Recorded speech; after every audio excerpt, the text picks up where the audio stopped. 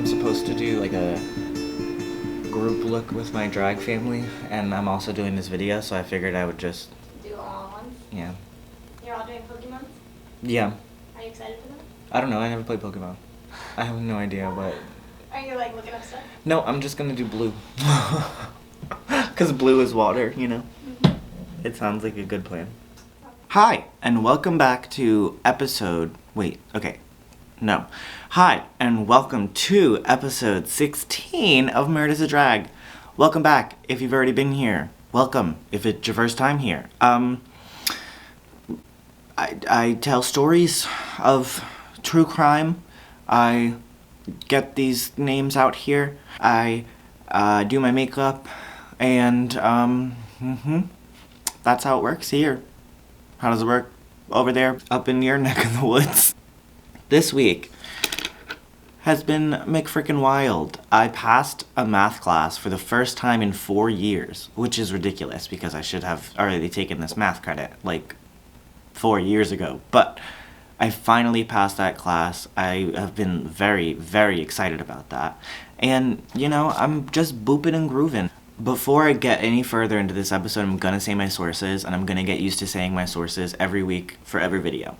This week, I got information from avp.org, KSHB News, KMBC News, all news in Kansas City, Missouri, LGBTQNation.com, KansasCity.com, and the obituary for my victim from EliteFuneralChapel.com. I'm looking at a little teeny tiny baby Annabelle doll because my parents got that for me. She's just kind of looking. Eyebrow removal, step 1. This is when normal people would glue down their eyebrows, but since I am not normal people, I just shaved them off because that's what a rational human being does when they don't want to glue down their eyebrows anymore. Get rid of them. This week's case is the tragic murder of Ta'Ron Carson, a very talented makeup artist, performer, and pretty much all-around superstar from Kansas City, Missouri. Not a whole lot of people close to him called him Ta'Ron. He had a lot of different nicknames, but the most popular one was definitely Rio. All of his friends and members of the community in the area called him Rio. Even his family called him Rio. So I'm gonna call him Rio, because it seems like that's what he would have wanted. Rio was born May 12th, 1993 in Kansas City, Missouri. He went to Northeast High School, where he was very, very popular and very loved. He was actually class president both his junior and senior years of high school, and he was prom king. He was super handsome, had a ton of friends. He was very outgoing, really loved by his community. His parents were always really supportive of his sexuality. And his dad even remembers telling him, "Who you love is nobody's damn business as long as they love you." That's great advice, I'll tell you what. After high school, Rio went on to study at the University of Kansas as well as Penn Valley Community College. Rio was a very sociable person, and he was very well liked by everybody that he met. Like I said, his friends had a ton of different nicknames for him, and I think that comes from his really exuberant personality, where, like, he was just such a character that it was hard not to give him a nickname.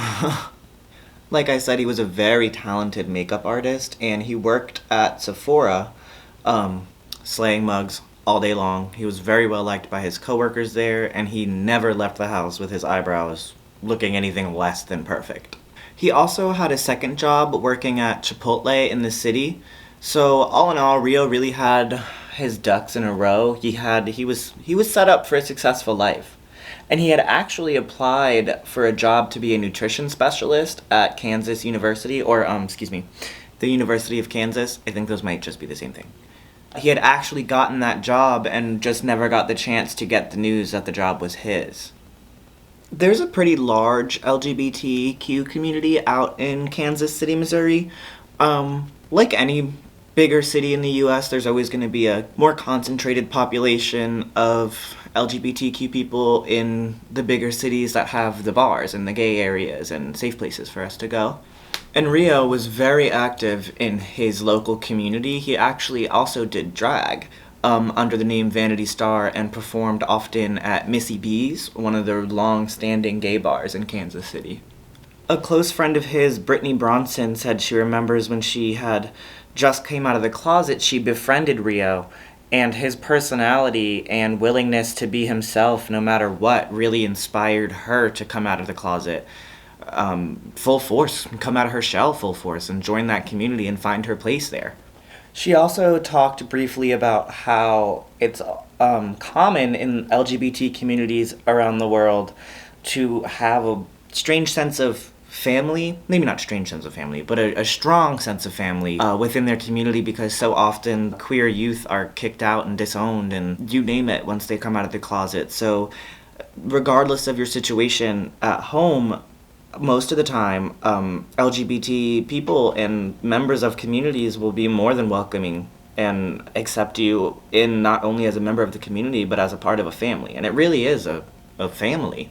Brianna says that she remembers Rio as a ball of energy and describes him as that. She says, he was a ball of energy, a ball of light, a star in all the essence of what a star is. And if I picked up anything from his personality in my research, that's definitely something that I picked up. He was a star, that's for sure.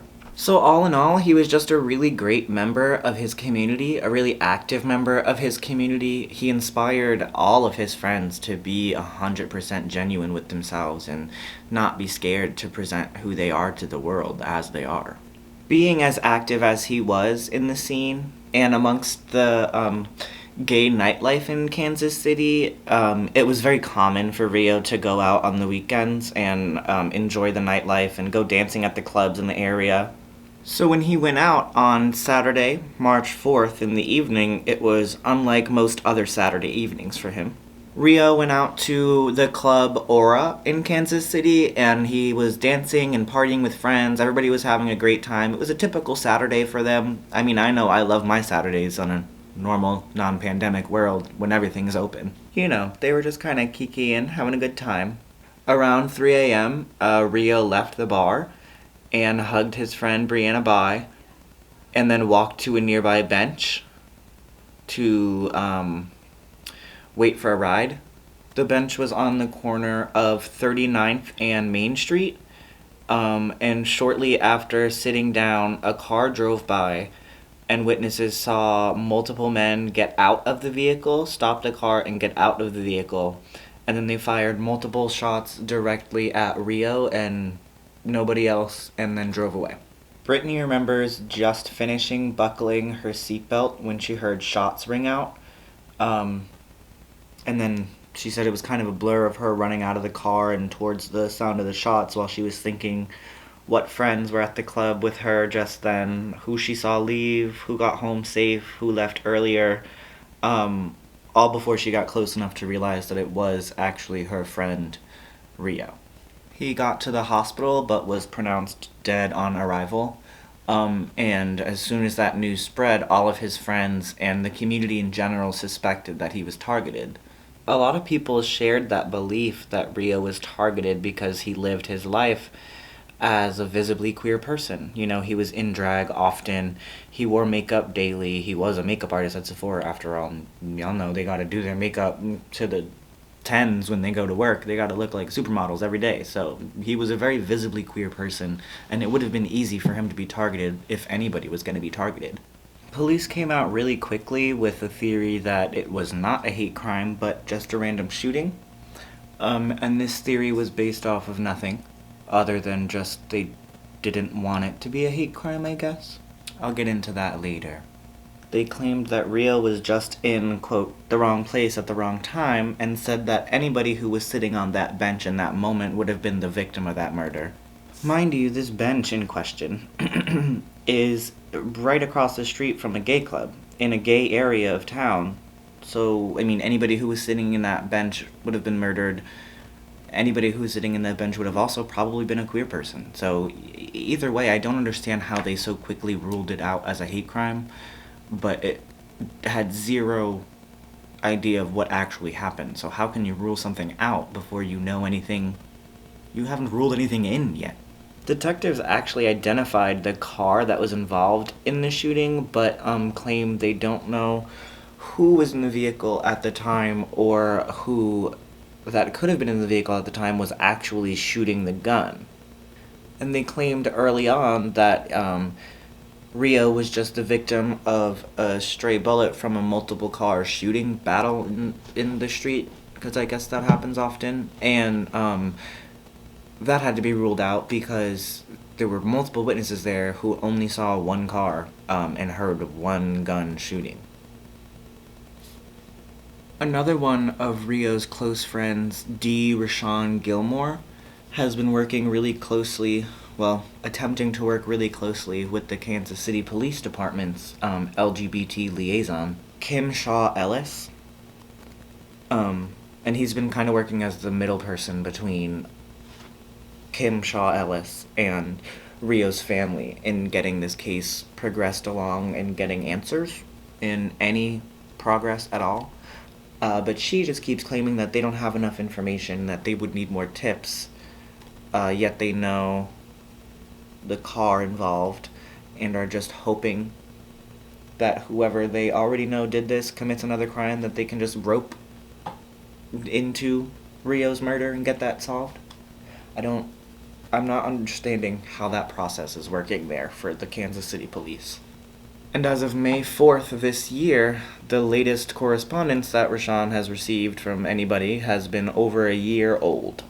And without any more answers or any arrests, it's just left this community and Rio's loved ones feeling abandoned and scared. They don't know who did this, who could have been targeting some. They don't know anything about what happened.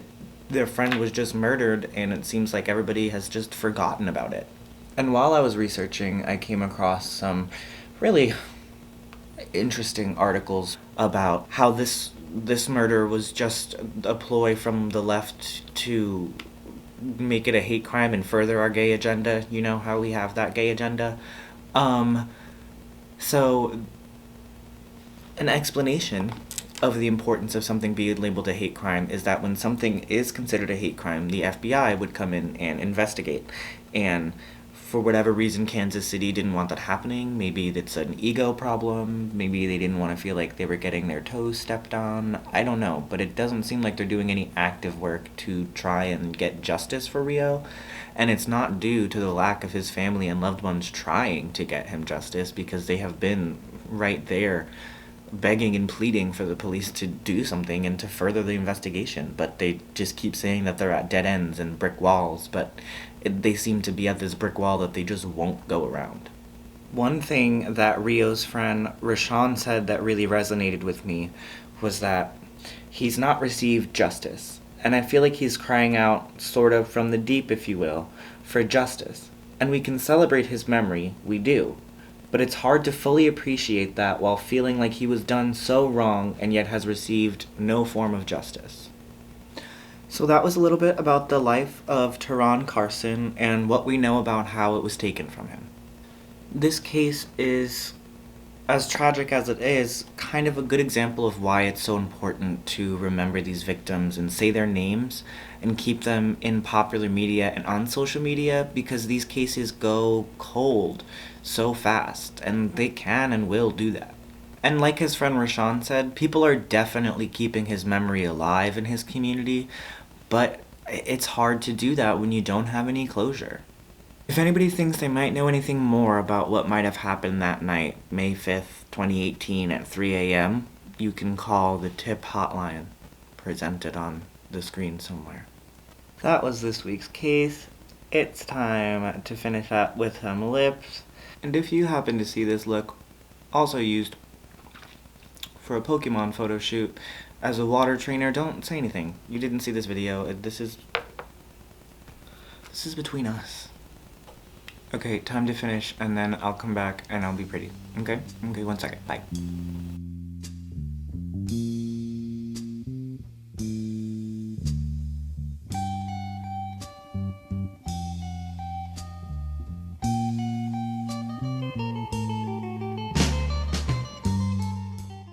So that's the look for this week. I have my teeth in, so it's hard to talk. I have stickers, and I have social media to follow. Like Twitter, Instagram, Facebook.